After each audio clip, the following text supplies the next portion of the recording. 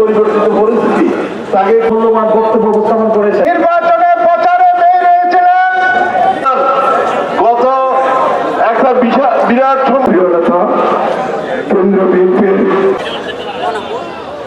তলাবিহীন ঝুড়ি থেকে বাংলাদেশ আজকে উন্নত মানের শিখরে পৌঁছেছে এই শ্রমিকদের জন্য। গণ আন্দোলনের প্রাণ পুরুষ বিপ্লবী জননেতা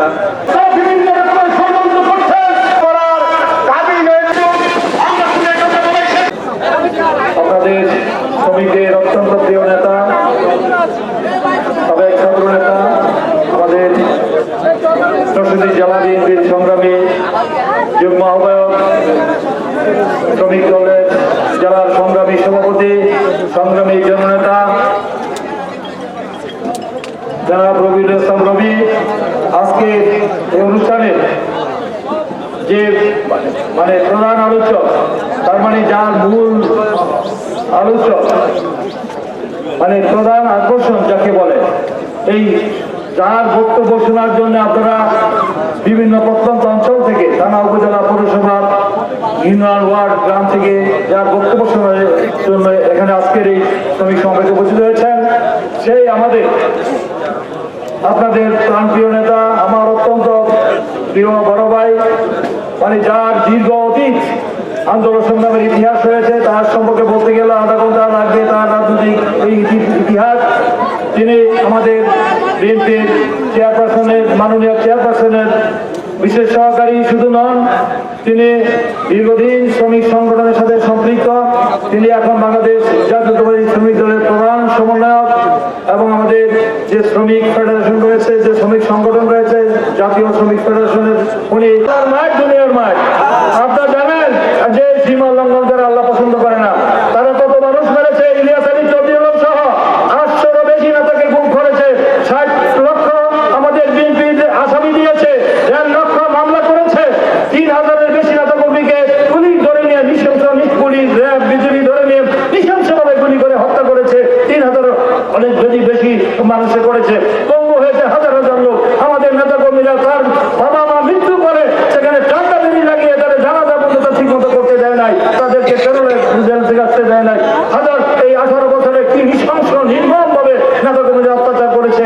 সেই অত্যাচারে আল্লাহ রহমতে সেদিন এই আন্দোলন হয়েছে। এই আন্দোলনে লক্ষ কোটি জনগণ নেমে এই স্বৈরাচারের পতন ঘটিয়েছে। আবার তারা স্বপ্ন দেখছেন যে এই সরকারের মন্ত্রীরা বলেছিলেন যে তাদের যে ভারত তাদেরকে টিকিয়ে রেখেছে, ওই বিনা পড়ে অবৈধ সরকারকে বলেছিল যে ভারতের লোকের নাকি তাদের স্বামী স্ত্রীর সম্পর্ক। শেষ পর্যন্ত হেলিকপ্টার শেখ হাসিনা কোন দেশে আছে? এখন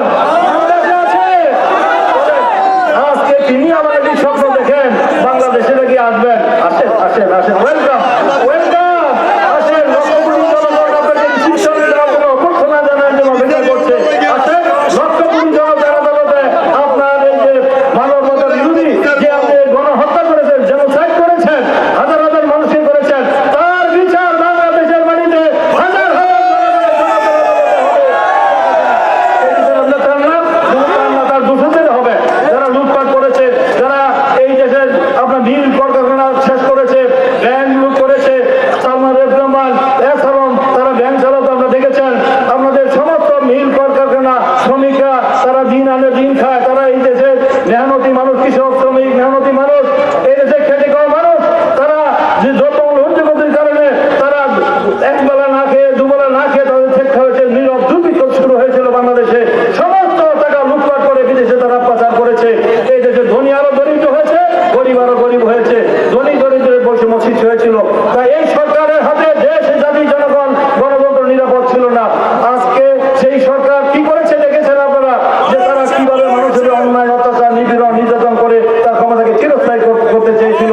প্রিয় বন্ধুরা, আমরা দেখেছি বাংলাদেশের এই হাসিনার পতনের পরে আমরা গতকাল কদিন আগে দেখলাম পত্রিকায় জনগণ। এখন আপনার বক্তব্য দিবেন ততক্ষণ সময়, কিন্তু দিন যেহেতু ছোট, তাহলে বলতাম যে শিমুল ভাই আরো আধা ঘন্টা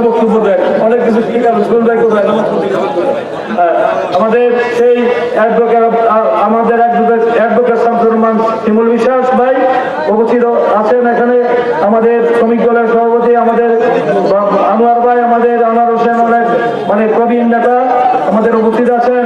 আমাদের বাংলাদেশ জাতীয়তাবাদী শ্রমিক দলের শ্রমিক বিষয়ক সম্পাদক আমাদের গাজীপুরের আমাদের প্রিয় সন্তান আমাদের হুমায়ুন কবির খান, আমার অত্যন্ত প্রিয়, উপস্থিত হয়েছেন। এখন আমাদের অত্যন্ত 90-এর আন্দোলনে যার সাথে আন্দোলন করেছি এবং যার সাথে আন্দোলন করেছি আমাদের অত্যন্ত প্রিয়, যার সাথে আন্দোলন করে 90-এর সব অভ্যুত্থানের সাথে আমাদের শ্রমিকদের আমাদের সেই আদমজি থেকে হাজার হাজার শ্রমিক নিয়ে আসছেন আমাদের ছাত্র সংগঠনের 90-এর আন্দোলনে, এরশাদ বিরোধী আন্দোলনে, সেই আমাদের বাংলাদেশ জাতীয়তাবাদী প্রাক্তন শ্রমিক দলের সভাপতি আমাদের আবুল খাজা ভাই, আমাদের পিডিবির শ্রমিক দলের সাধারণ সম্পাদক আবুল কালাম আজাদ ভাই, নজরুল ইসলাম মঞ্জু, আমাদের কেন্দ্রীয় নেতা সহ আমাদের এখানে স্থানীয় নেতা অনেক আছেন। আমাদের এখানে আমাদের স্থানীয় অনেক দলের নেতৃবৃন্দ এসেছেন।